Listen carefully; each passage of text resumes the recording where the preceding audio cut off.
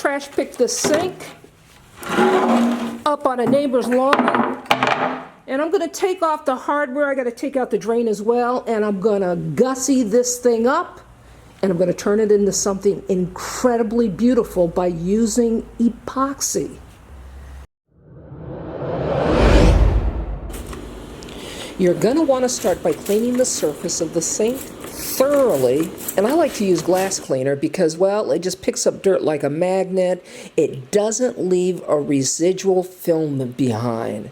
Now, once you get that surface nice and clean, it's time to move on to sanding. I'm using a 220 grit sandpaper. We're just going to scuff up the surface just a wee bit because next we're going to prime, and that primer needs something to really grab hold of. Now, before we can apply the primer, we've got to get up all that dust that the sanding created, and to do that, I'm going to use this here. This is a tack cloth, and it's a synthetic tack cloth. That means it's not going to leave any kind of waxy substance behind, and that's exactly what we need here. Next, it's time to prime, but we can't use just any old kind of primer. We've got to use a bonding primer, and bonding primers are intended for difficult surfaces, and that's what we've got going on here. It's a little shiny and slick, and a bonding primer will really grab hold of the surface.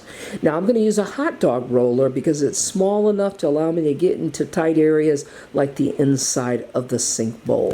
Now that my first coat of primer is dry, it's time to apply the second coat of primer. But I've got to scuff up the surface a little bit with 220 grit sandpaper and then clean up the dust with a tack cloth before I move on to applying the second coat of primer. Now it's time to just allow the primer to dry overnight before I apply the epoxy. It's the following day and I'm preparing to pour the epoxy. I'm masking off the drain and where the faucet goes because I don't want epoxy to pour down there and then create a barrier for my installing the drain and the faucets later. But the important thing is, once I pour the epoxy, I want to pull the tape before the epoxy sets.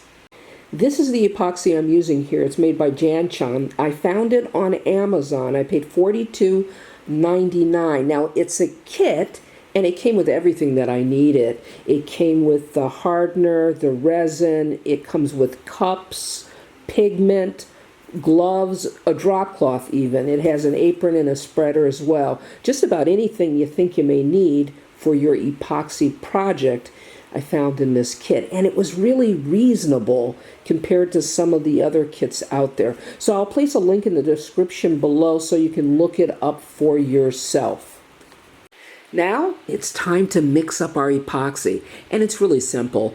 It's just 1 part resin to 1 part hardener. Now do yourself a favor, mix on a drop cloth because it can be rather messy. Okay, you want to use a drill and you want to use a paddle to mix your epoxy, and you want to drill on a low speed in one direction because that's going to help prevent bubbles. Now that the epoxy is mixed, it's time to select a color palette. I got to tell you, I like this here, this pearl white. I'm going to tint most of the epoxy in pearl white. You've got to reserve some epoxy for other colors. I want to introduce a silver tint, and I like pink, and I'm also going to do a little black. So I'm going to show you how I'm going to incorporate all these different colors into our sink.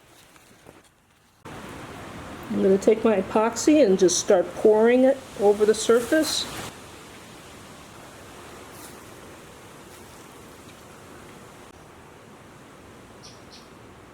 Then I take my spreader and just start spreading it out.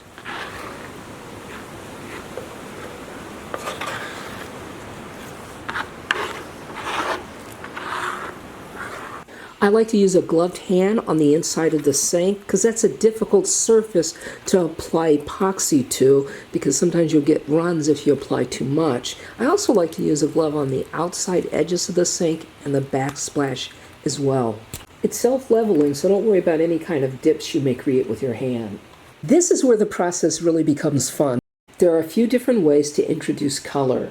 Now you can pour it on, or you can use a tool or instrument. Well, I'm using a pencil to create interesting lines. Now, I'm going to use black here, but I'm going to bring in other colors. And if you notice, I'm being kind of stingy with the colors that I'm using. Now, another way to add color is to use spray paint. It just takes a little bit of spray paint. I'm spraying it on the tip of a pencil and introducing it to the project that way. You want to continue to layer the color until you get something you love.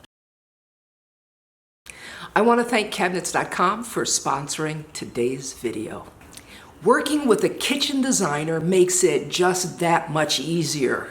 And the kitchen designers at Cabinets.com, they help to bring your vision to life, and they handle all the details. They know how to maximize space, they can help you choose the perfect color, and they make certain that everything is functional.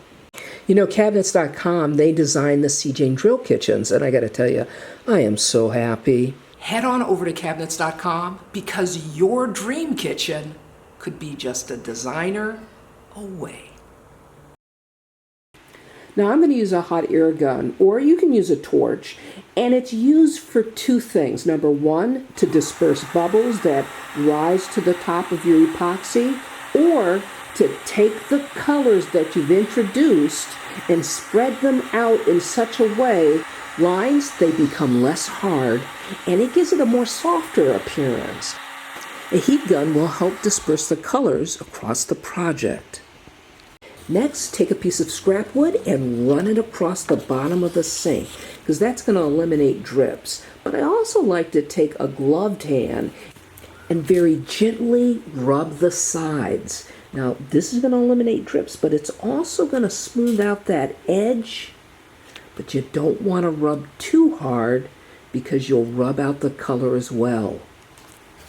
Now that the sink is dried overnight, the epoxy is fully cured. I can proceed with installing the sink hardware. I'm going to install the faucet and the sink drain. The surface of our sink, it is like glass. But what can happen sometimes is you can wind up with ridges in the bowl area or across the backsplash. And in that event, you just want to sand again. Take that tack cloth and wipe up the dust, and then just apply a second coat of epoxy. Overall, I got to tell you this, I'm pretty satisfied with the way the sink turned out. And on a budget, right? This is Leah saying you can do this. See you next time. Now, if you want to see more videos like this one here, just click here.